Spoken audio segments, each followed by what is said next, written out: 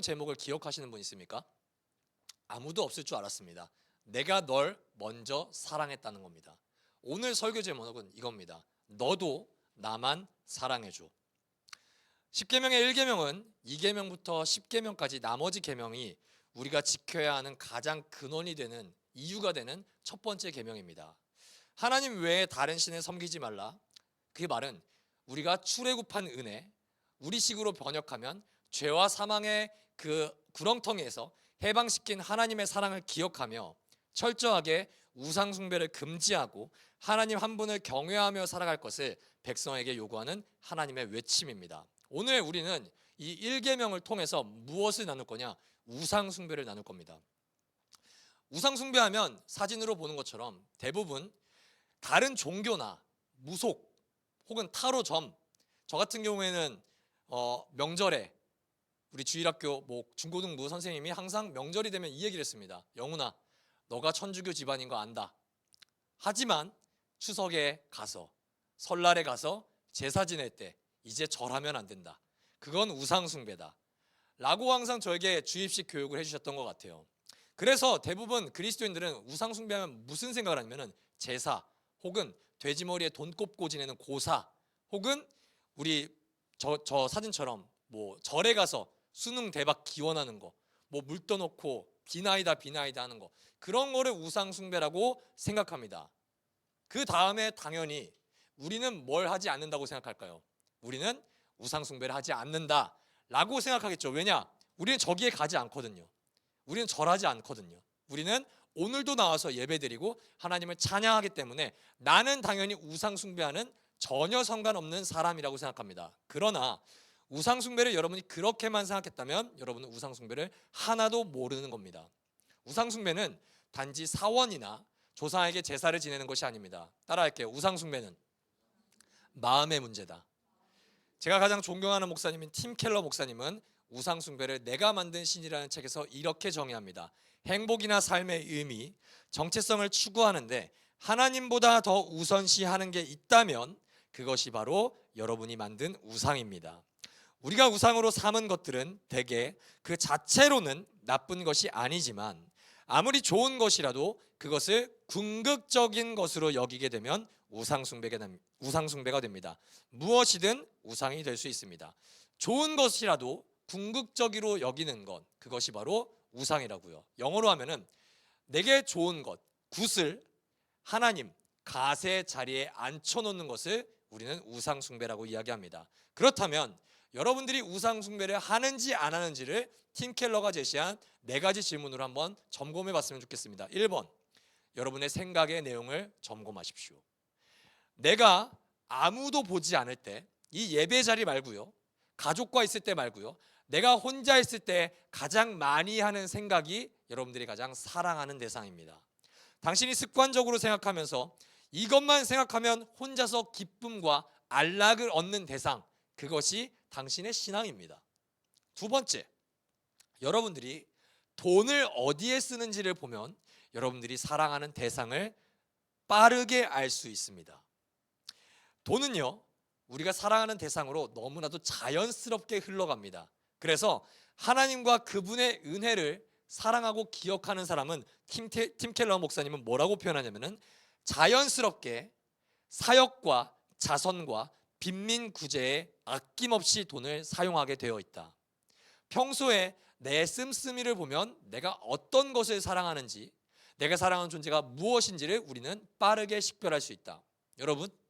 여러분들이 만약에 100만 원을 번다고 친다면 여러분들은 하나님과 이웃 사랑을 위해서 어느 정도 사용하십니까? 역으로 말씀드리겠습니다. 여러분들의 지출 가운데 가장 여러분들이 사랑하는 존재에 쓰는 것은 무엇입니까? 그게 진짜 우리가 가장 사랑하는 대상입니다. 3번째, 크리스천들에게 적용되는 거죠. 기도가 응답되지 않고 내 희망이 꺾일 때 어떻게 반응하는지 보면 된다. 여러분들의 기도 제목에는 가장 간절한 기도 제목이 있을 겁니다. 프로젝트일 수도 있고요, 그리고 나의 회사일 수도 있고요, 나의 사업일 수도 있고요, 내 자녀일 수도 있습니다. 내가 간절히 기도했던 그 제목이 하나님께서 내 뜻과는 다르게 응답하실 때 여러분들이 물론 절망할 수 있는데 그 절망으로 인해서 하나님께 분노한다면 여러분은 하나님보다 그 대상을 사랑했을 확률이 매우 큽니다. 우리의 기도 제목이 응답되지 않더라도 우리의 삶은 끝나지 않습니다. 그리고 우리의 삶이 우리의 뜻대로 우리의 기도대로 응답되지 않더라도 하나님은 선하시기 때문에 그 우리의 응답되지 않은 기도로도 하나님은 최선의 길을 인도한다는 것을 우리는 신뢰할 수 있어야 됩니다. 마지막, 여러분의 감정을 점검하십시오.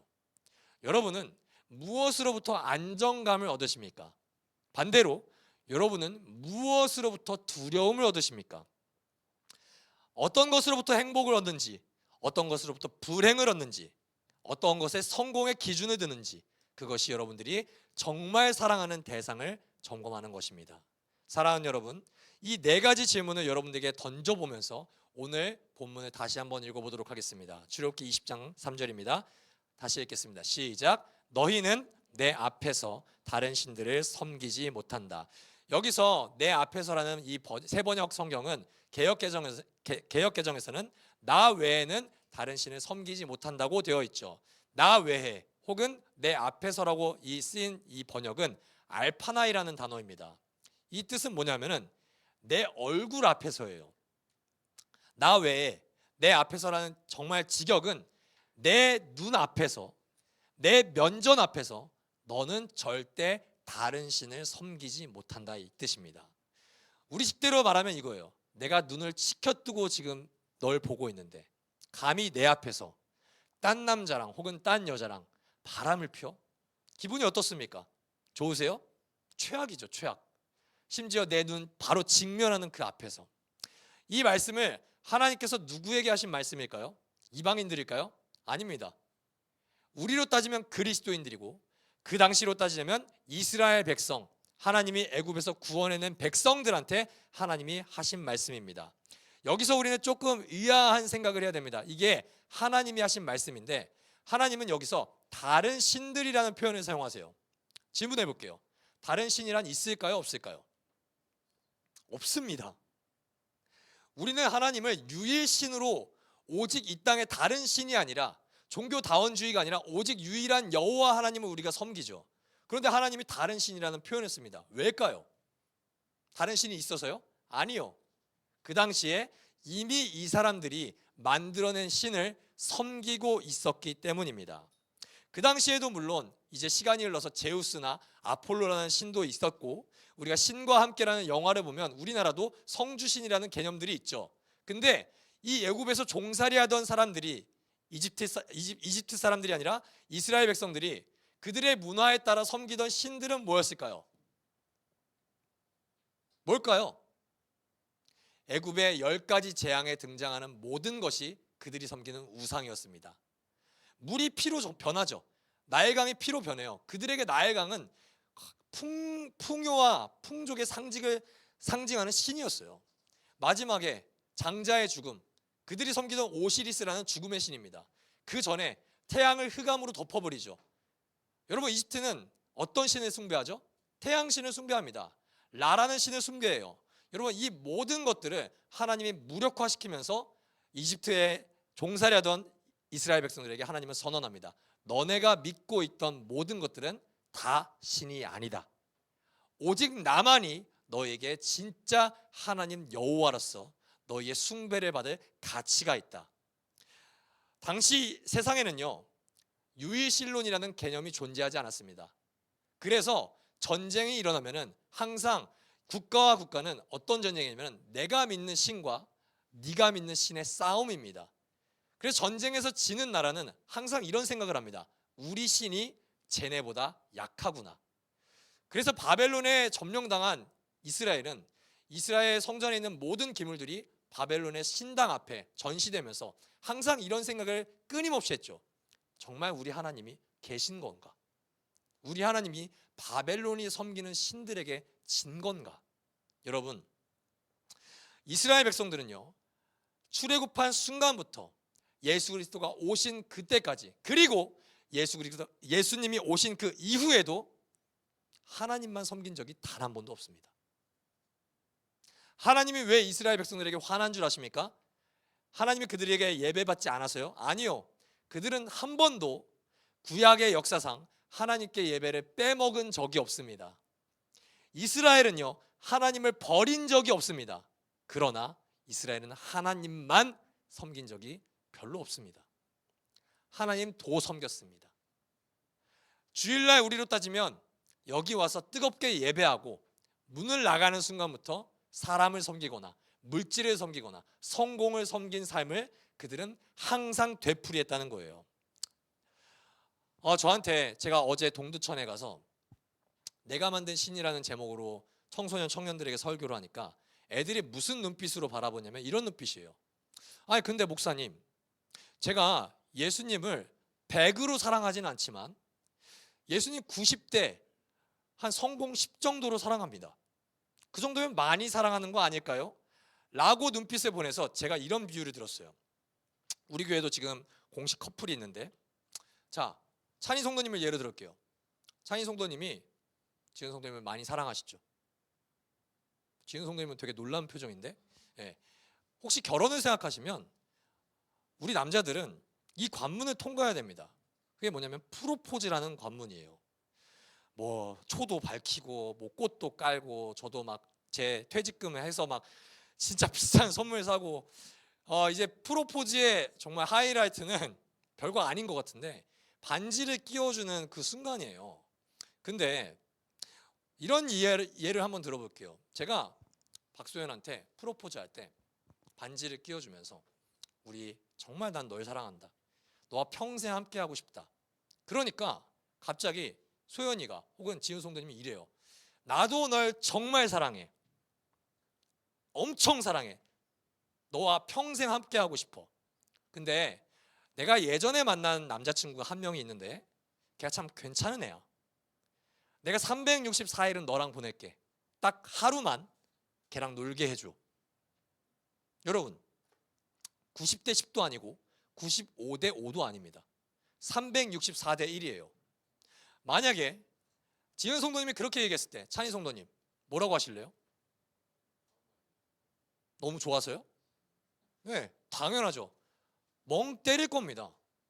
그래서 지은 성도님이나 우리 소연이가 눈치를 보고 하루는 좀 너무했나? 반나절은 어때? 그러니까 더 표정이 싸해지는 거예요. 반지를 껴야 되는 거야, 말아야 되는 거야. 그래서 이 분위기가 너무 싫은 나머지 지은 성도님이 마지막으로 이렇게 얘기해요. 야, 반나절도 심했지. 딱 20분.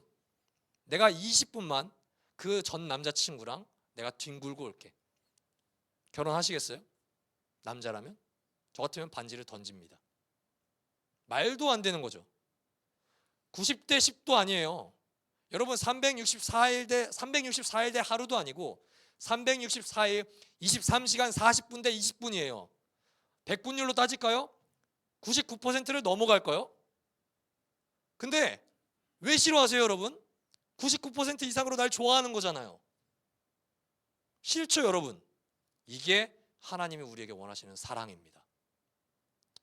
정상적으로 정말로 나를 사랑하는 사람이라면, 정말로 그녀를 사랑하는 남자라면 분노해야 정상입니다.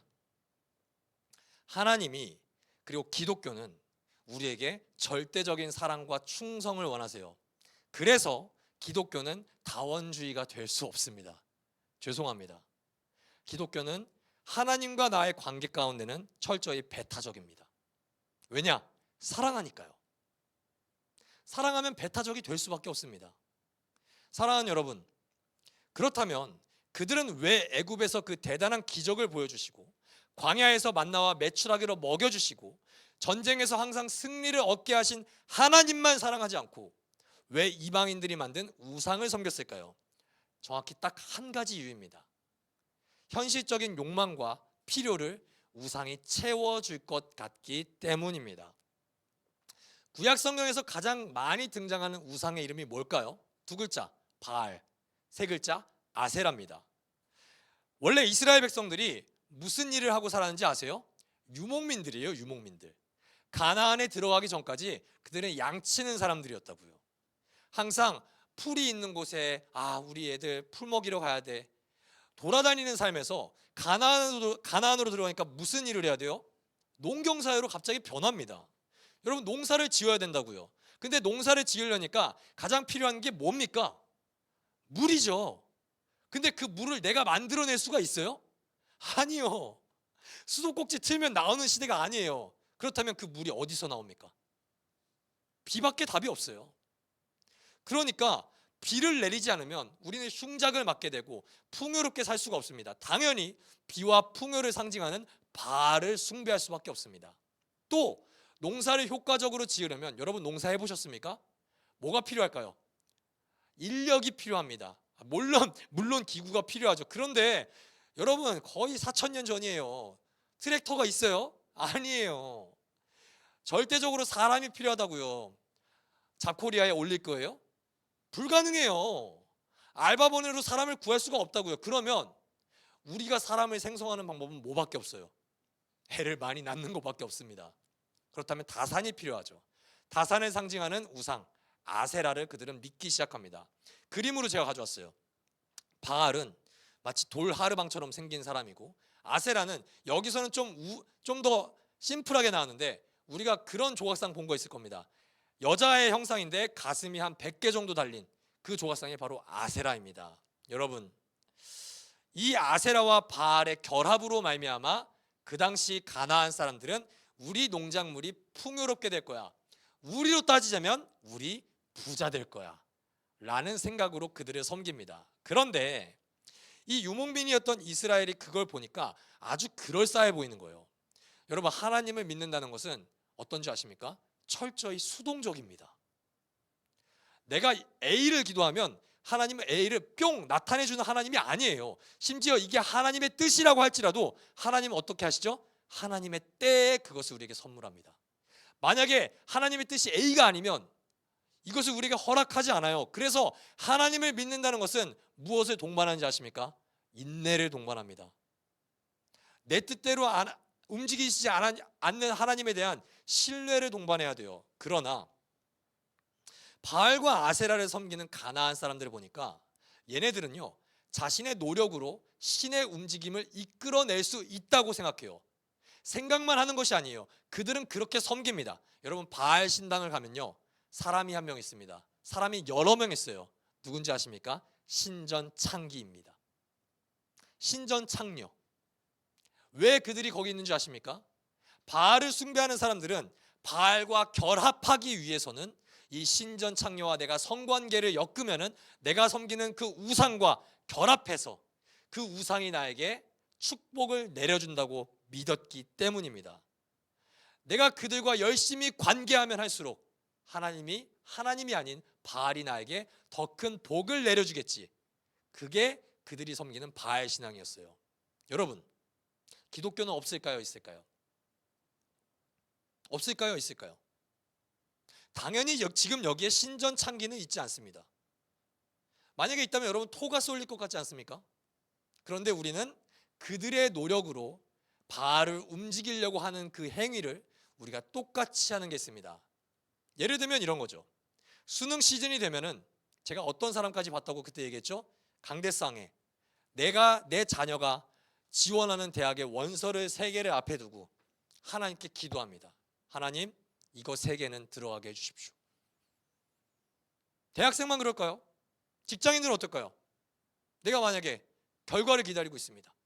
내 원서를 딱 놓고 기도하는 겁니다. 하나님, 나에게 이 3가지 중에 하나를 선택해 주십시오. 그리고 기독교인이 가장 많이 하는 기도가 뭡니까? 하나님, 나는 머리가 될지언정 꼬리가 되지 않게 해주십시오. 부자가 되고 싶은 사람들은 어떻게 합니까? 하나님, 내가 이 정도 헌금을 하나님께 가져왔습니다. 그러니까 이만큼의 최소 11조는 나에게 가져오십시오. 여러분, 이것은요, 신전창기와 성관계를 하는 바알 신앙과 다를 게 무엇인가요? 내가 노력하면 하나님이 내 뜻대로 움직여야 되는 것, 내가 비나이다를 더 열심히 하면 하나님은 내게 더 역사해야 되는 것, 다르지 않지 않습니까? 우리는요, 그들과는 지금 다른 현실을 살아가고 있습니다. 그들이 살아가고 있는 현실은 농경사회였습니다. 혹시 여러분 지난 한 주 가운데 하나님께, 하나님 제발 비 좀 내려주세요, 이렇게 기도하신 분 있어요? 없죠. 대한민국이 살아가는 사회는 다산의 사회가 아닙니다. 만약에 아세라가 이 조각상에 있다면 우리는 아마 망치로 깨 부쉈을 겁니다. 감히 우리나라 출산율은 1명도 안 되는데 너 따윈 필요 없어. 우리는 아세라를 섬기지 않아요. 우리는 출산율을 놓고 기도하지 않습니다. 시대가 바뀌었어요. 예수님도요, 신약 성경에서 단 한순간도, 단 한 번도 설교 가운데 바알과 자신을 비교한 설교를 하신 적이 없습니다. 아세라라는 단어는 신약 성경에 등장하지 않을 수도 있습니다.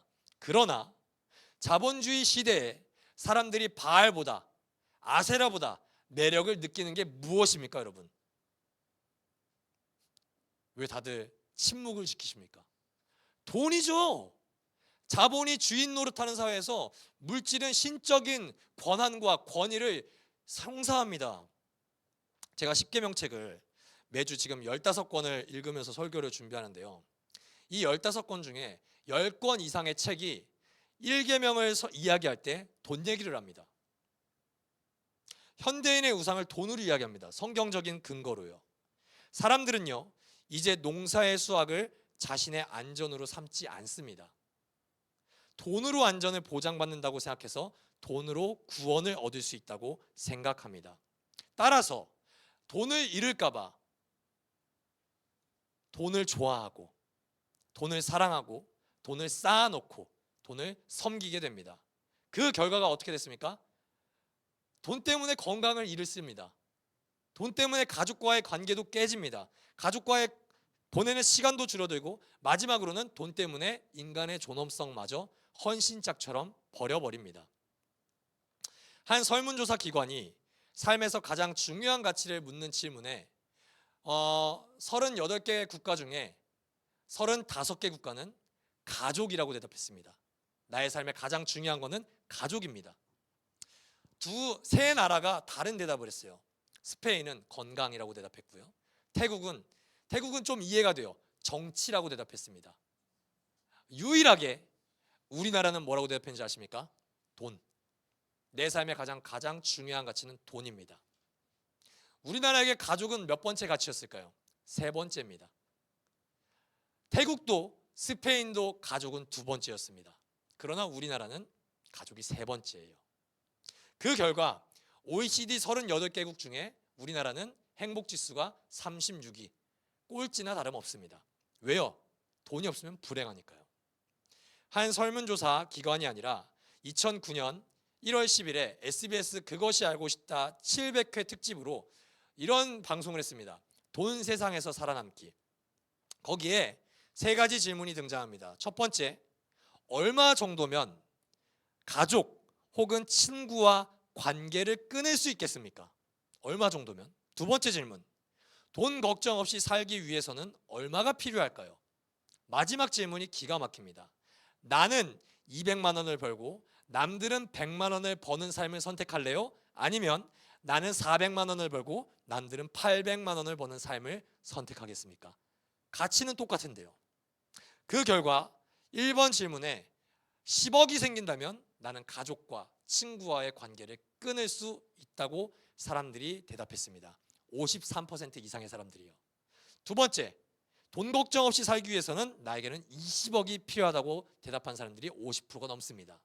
마지막으로 200만 원 벌고 남들은 100만 원 벌래? 아니면 너 400만 원 벌고 남들 800만 원 벌래? 이 질문에 절반이 넘는 사람들이 내가 200만 원 벌고 남들은 100만 원 벌었으면 좋겠다 라고 선택을 했습니다. 여러분, 이게 무슨 말이에요? 액수가 중요한 게 아니라는 겁니다. 쟤보다는 내가 더 벌어야 돼. 그러지 않으면 나는 행복하지 않아. 내 피부샵이 아무리 1,000만 원을 벌어도 다른 피부샵이 2,000만 원 벌면 나는 불행해. 이거예요.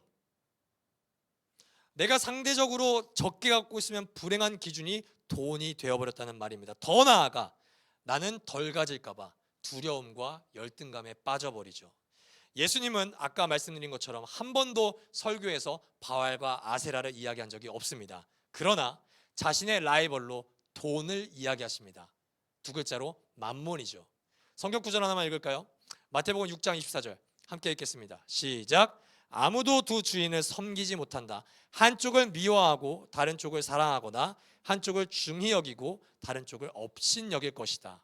너희는 하나님과 재물을 아울러 섬길 수 없다. 여러분, 여기에 재물이라는 단어를 원어로 번역한 게 맘몬입니다. 근데요, 이 맘몬이라는 단어는 바알과 아세라라는 단어랑은 전혀 질적으로 차원이 다른 단어입니다.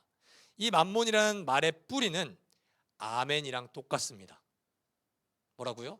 우리가 할렐루야 하면 아멘 하는 그 아멘이랑 단어의 뿌리가 똑같다고요. 나쁜 뜻일까요? 좋은 뜻일까요? 당연히 좋은 뜻이죠. 이 아멘은 아만과 에메트라는 단어와 같은 뿌리입니다. 에메트는 진리, 신실이라는 뜻이고 아만은 참되다, 견고하다, 튼튼하다라는 뜻입니다. 즉 맘몬이라는 단어의 뜻은 튼튼하기 때문에 신뢰할 수 있다는 말입니다. 사람들은요, 여호와 하나님을 견고하고 튼튼한 하나님으로 딱히 믿지 않습니다. 눈에 보이지 않으니까요. 그 대신에 어디서 기댈 언덕을 찾을까요? 물질입니다. 맘몬입니다. 돈이 하나님 대신에 믿을 만하고 견고하고 튼튼하고 피난처가 된다고 사람들은 철석같이 믿습니다. 그래서 우리 계좌에 숫자가 줄어들면 우리는 두려움을 느끼고 공포를 느낍니다. 그래서 너희가 하나님이냐 재물이냐 둘 중 선택하라고 할 때 재물에 관하여 수많은 단어가 있음에도 불구하고 하나님은 아멘과 동일한 어근인 맘몬을 이야기하십니다. 너는 누구를 신뢰할 거냐? 너가 진짜 신뢰하는 게 뭐냐? 돈의 힘은요, 구매력에 있습니다. 구매력이 없다면 돈은 우리에게 매력적으로 다가올 수가 없습니다. 요즘은 돈이면 못 사는 게 없다고 이야기합니다. 학벌도 돈으로 사고요, 지위도 돈으로 사고요, 사랑도 돈으로 살 수 있다고 사람들이 매우 많이 이야기합니다. 그래서 이 아이들의 꿈이 무엇입니까? 조물주 위에 건물주. 왜냐? 건물주가 되는 순간 나에게는 돈이 따박따박 들어오기 때문입니다. 여러분도 그런 말 그런 말을 쓰지 않습니까? 건물주 되고 살아봤으면 좋겠어. 하나님을 믿고 사는데도 우리의 꿈은 건물주가 되어버렸죠. 왜냐? 하나님으로는 평안을 얻을 수가 없습니다. 결국 돈이 없으면 아무것도 못한다는 두려움이 우리를 속박합니다. 그러니까 사람들이 헌금 설교를 싫어하는 겁니다. 11조 설교하는 목사들을 돈 밝힌다고 이야기하는 겁니다. 둘 중에 누가 더 돈을 밝히는 사람일까요? 둘 다일 수 있습니다. 왜냐? 목사는 11조가 들어와야지 내가 돈이 더 많이 생긴다고 고백할 수 있으니까요. 성도 입장에서는 내가 11조 떼면 하나님이 나에게서 돈을 앗아간다고 생각하니까요. 둘 다 하나님을 구주로 고백하지 못할 때 벌어지는 일입니다. 사랑하는 여러분, 네덜란드의 학자 밥 하우츠 바르트가 한 이야기를 읽어드리려고 합니다. 조금 길지만 읽을 가치가 있어서 이 문장을 제가 여러분들에게 읽어드릴게요. 우상 숭배에 있어서 공포가 중요한 역할을 한다는 것은 주지의 사실이다. 공포란 점차적으로 우상과 그 숭배자의 역할이 뒤바뀜으로써 발생하는 현상이다. 먼저 사람들이 우상을 만든다. 그러고 나서는 즉시 자기 손으로 만든 것을 의지하게 된다. 창작물에 생명을 부여하자 그 만들어진 창작물이 이번에는 만든 주인을 속박한다. 우상을 만든 주인이 이렇게 자기가 만든 상에 의존하게 되는 것, 이것이 바로 완전한 역할 전도의 결과이다. 이제는 우상이 자기의 이미지를 자기를 만든 주인에게 반영시키되 주인이 우상에게 그러하지는 못한다. 결국 자기들이 새긴 그 상을 자기들이 새김당하게 된다. 여러분, 질문할게요. 돈은 누가 만들었을까요? 사람이 만들었죠. 회사는 누가 만들었습니까? 창업 누가 했어요? 사람이 했죠. 그러나 우리는 이제부터 여기로부터 자유할 수가 없습니다. 왜냐? 속박당했기 때문입니다. 하우츠바르트가 이야기하고 싶은 것을 저는 단 한마디로 말씀드릴 수 있습니다. 여러분이 하나님이 아닌 다른 존재를 숭배하는 순간부터 여러분들은 자유를 잃어버립니다. 다시요. 자유의 속성은 하나님으로부터 주어집니다. 다른 모든 피조물은 자유의 속성이 없습니다. 그렇기 때문에 여러분들이 하나님이 아니라 피조물을 더 사랑하는 그 순간부터 여러분들은 자유를 완벽하게 잃어버립니다. 돈으로 할 수 있는 일 많죠. 돈은 우리에게 무엇이나 할 수 있는 자유를 주는 것 같기도 합니다. 그러나 그것은 허상에 지나지 않습니다. 우리의 이번 4월에 읽는 도서인 가치 있는 것들에 대한 태도에서 김기성 목사님은 이렇게 말씀하십니다. 바닷물을 들이키면 목마름이 심해지듯 돈에 집착하는 이들은 노예입니다. 집착은 내가 붙들고 있는 것처럼 보이지만 사실은 사로잡힌 상태입니다. 그렇기에 벗어나기 어렵습니다. 욕망과 집착의 뿌리는 결핍감입니다. 결핍감에 시달리는 사람은 그것을 채우기 위해 이웃의 삶에 무관심해집니다. 문장 띄워주십시오. 이웃과의 관계가 단절되면 뭐가 찾아오죠? 고독이 찾아옵니다. 고독하기 때문에 이 사람은 결국에 더욱 소유에 집착하게 됩니다. 철저히 악순환이 반복되는 삶 속에서 결국에 그 사람에게 남는 것은 뭐밖에 없다고요? 두려움밖에 없다. 내가 이거 못 가지면 어떡하지? 그리고 내가 갖고 있는 이것마저 없어지면 어떻게 하지? 사랑하는 여러분, 혹시 이 악순환에 여러분 빠져 살고 계시지 않습니까? 그것에 해방되는 길은 그것에서 시선을 떼는 일밖에 없습니다.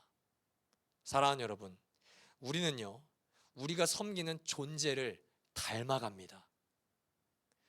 우리는 우리가 사랑하는 존재를 닮아가고 그 사랑하는 대상이 좋아하는 일에 참여합니다. 우상과 돈의 속성이 무엇일까요?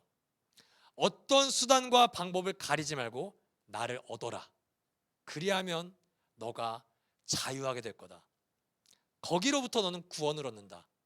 거기에는 근데요, 도덕과 정의가 없습니다. 거기에는 거룩도 없고요, 거기에는 사랑도 존재하지 않습니다. 그러나 하나님의 속성을 우리가 사랑하고 하나님을 섬긴다는 것은 무엇을 의미할까요? 사람의 가치를 발견하는 것입니다. 하나님을 사랑하면요, 하나님께서 관심 있는 일에 우리도 참여하게 됩니다. 하나님께서 시선을 두는 일에, 시선을 두는 곳에 우리도 시선을 따라두게 됩니다. 근데 하나님이 자신의 출애굽기에서 계시할 때, 소개할 때 뭐라고 소개하는지 아십니까? 나는 여호와 하나님이다 라고만 소개하지 않습니다. 하나님은 모든 이스라엘 백성들과 바로에게 이렇게 소개합니다. 나는 히브리인의 하나님이다. 다시요, 하나님은 바로에게, 그리고 세상의 모든 민족에게 나는 히브리인의 하나님이라고 이야기합니다. 여러분, 사람들이 착각하는 게 있습니다.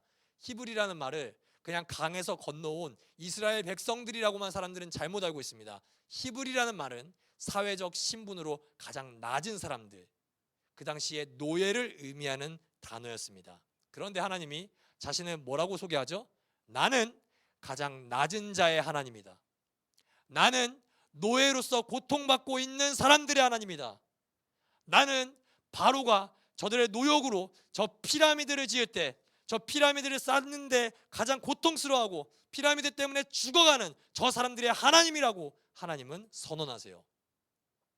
구약에서만 그럴까요? 아니요, 신약에서도 똑같이 이야기합니다. 예수님은 가장 고통스러워하는, 헐벗고 굶주리고 사회에서 소외된 자들의 하나님이라고 자신을 선언하시죠. 그렇다면 하나님을 바로 섬기고 인간으로의 가치를 회복해야 하나님께서 정말 기뻐하신다고 할 때 우리에게 주어진 사명은 무엇일까요?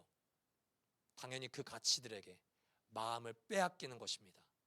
사회에서 가장 고통스러워하는 이들, 노예, 피라미드 구조에서 가장 밑바닥에 있는 사람들에게 교회가 시선을 두고 우리가 우리의 시간과 물질을 아낌없이 사용하는 것, 그것이 하나님을 섬기는 일에 동참하는 것입니다. 돈을 상대화하여 생활을 유지하고 하나님과 이웃을 섬기는 수단으로 쓴다면 돈은 가장 좋은 도구가 됩니다.